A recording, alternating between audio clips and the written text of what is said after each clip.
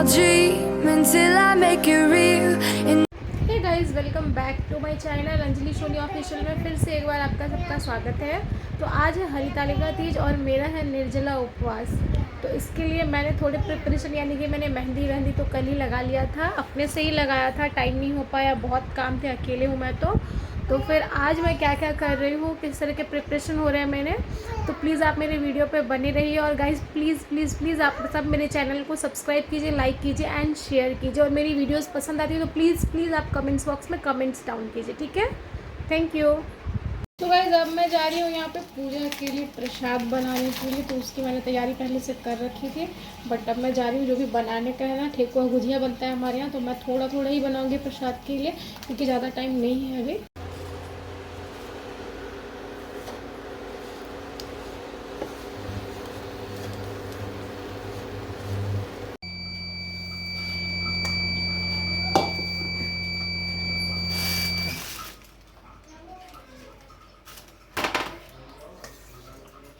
अनन्या, अनन्या, क्या कर रही हो? जा पापा पास, जा पापा पास जाओ। हाँ तो डांटेंगे ना, बदमाशी करोगी तो।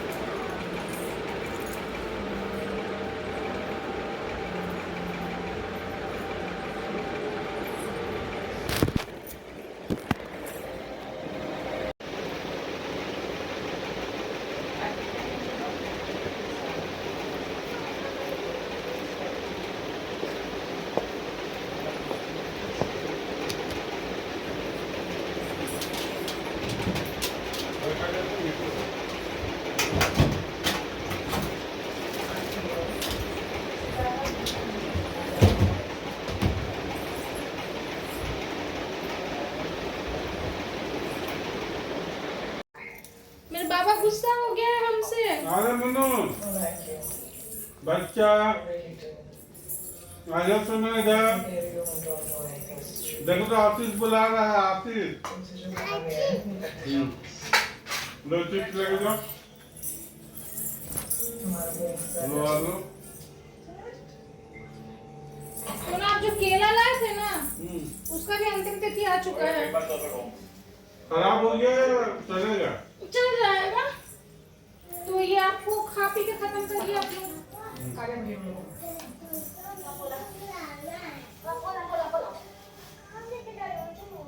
चलो। I'm being watched. आप लोगों को ज्यादा देर इधर रुकना नहीं चाहिए। क्या चाहिए? जल्दी भागो।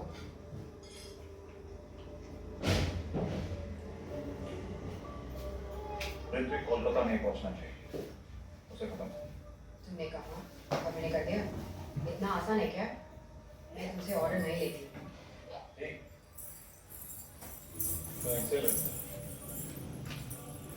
ऋत्विक एक वांटेड आईपी ऑफिसर है ना, हाई प्रोफाइल। सोना मेरा कैमरा ऑफ करिए ना। आसान नहीं है, I just cannot bloody wing it। आपसे जितना कहा जाए उसमें तो फरमाइए। बंद करिए उसको, थोड़ा रिकॉर्ड कीजिए। स्टार्ट कर देते हैं। अनन्या तेरा सर आ रहा क्या सोना, बच्चा लोगों को देखिए। अनन्या बेटा इधर आ जाओ, इसका नहीं, मेरी बेटी करना चाहती है पूजा। सर बाबू रिकॉर्ड कर रहा बेटा। हाँ किसको? आप बैठो, यहाँ बैठो।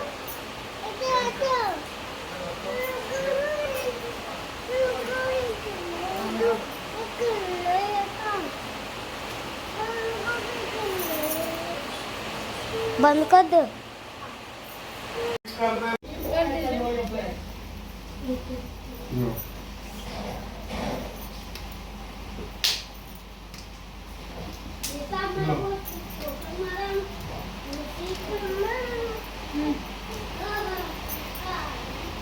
कर दीजिए।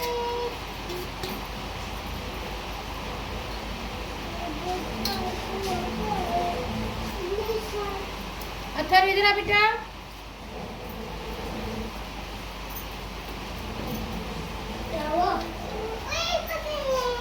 कैमरा बंद कर दो अभी। प्रसादी अरेंज कर रहे हैं ना।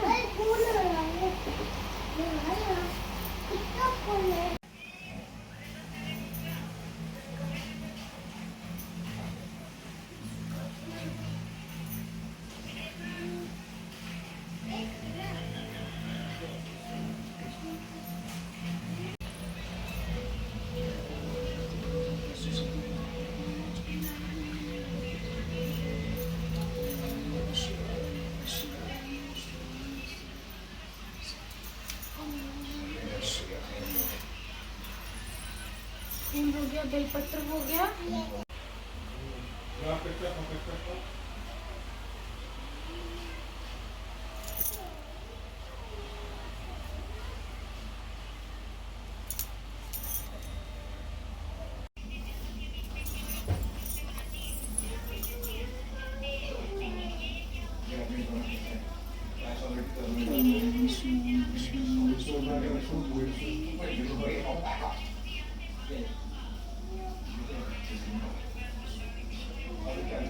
Thank you.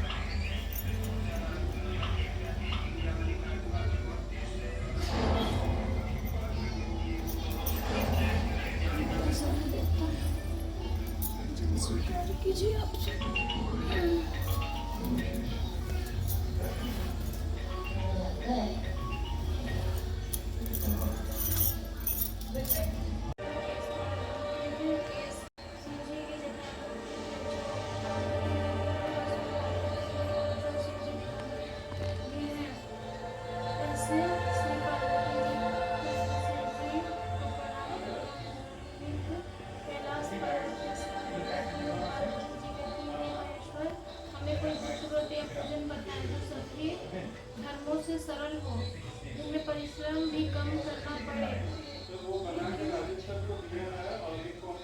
फल अधिक मिले। हे नाथ, यदि आप मुझ पर प्रसन्न हो तो यह विधान बताइए। हे प्रभु, किस तप व्रत तथा या दान के आदि मध्य अंत रहित आप जैसे महाप्रभु हमको प्राप्त हुए हैं।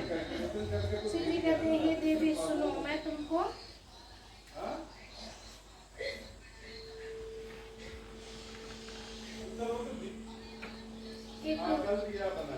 एक व्रत जो मेरा सर्वस्व और छिपाने योग्य है, लेकिन तुम्हारे प्रेम के वश मैं तुम्हें यह बतलाता हूँ।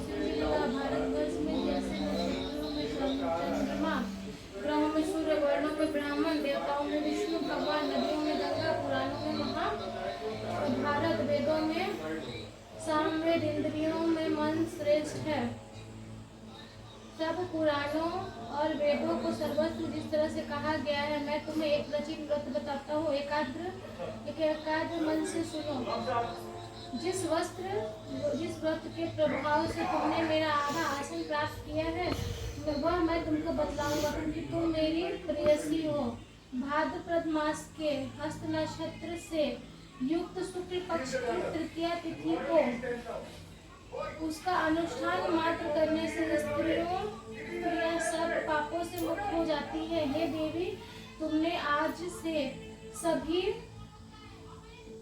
से बहुत दिन पहले हिमालय पर्वत पर इस व्रत को किया था। यह वृत्तांत मैं तुमसे कहना चाहता हूँ। पार्वती जी ने पूछा, हे नाथ, मैंने क्यों यह व्रत किया था, यह सब आपके मुख से सुनना चाहती हूँ। उत्तर की ओर एक रमणीक श्रेष्ठों पर्वतों में श्रेष्ठ हिमवान नामक पर्वत है।